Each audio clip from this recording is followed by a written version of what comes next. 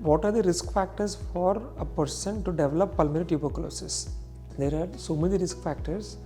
First thing I will tell is that you need not always have a risk factor for developing TB. Sometimes people without risk factor also can develop tuberculosis. But what are the risk factors?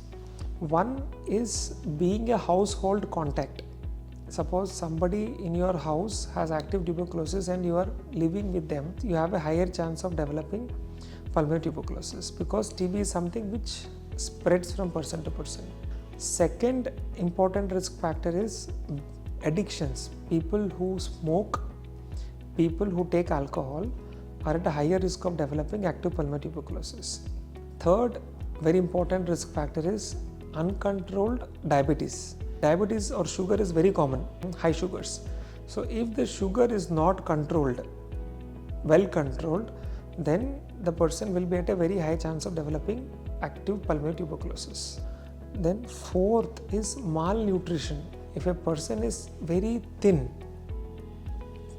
below what is normal, or if a person rapidly loses weight for whatever reason, they've undergone a bariatric surgery or they have done a lot of dieting and they've suddenly lost weight, then you can develop tuberculosis. In fact, most of the TB we diagnose are in very thin individuals who are very lean. So malnutrition is a risk factor for tuberculosis. Then overcrowding. Again, TB is common in where there is overcrowding. So typically in slums where there are a lot of people who live, so you can get TB. In India, we see a lot of hostel children who develop TB because what happens in dormitories, 6 or 8 children will sleep together.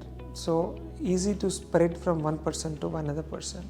So whenever there is overcrowding, again that is one of the risk factors for developing pulmonary tuberculosis. Then certain drugs, when there are certain medicines which are given for several diseases, and if you happen to take those medicines, there is a higher chance of developing tuberculosis. What are these drugs? Steroids. So when a person is on steroids, you can develop tuberculosis.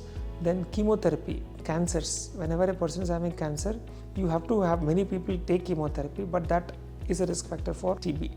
3, biologics. So for most of the rheumatologic diseases, for arthritis, for SLE, for some of the stomach diseases, you give biologics like infliximab, rituximab, a lot of biologics. Again, those can cause that is a risk factor for developing tuberculosis.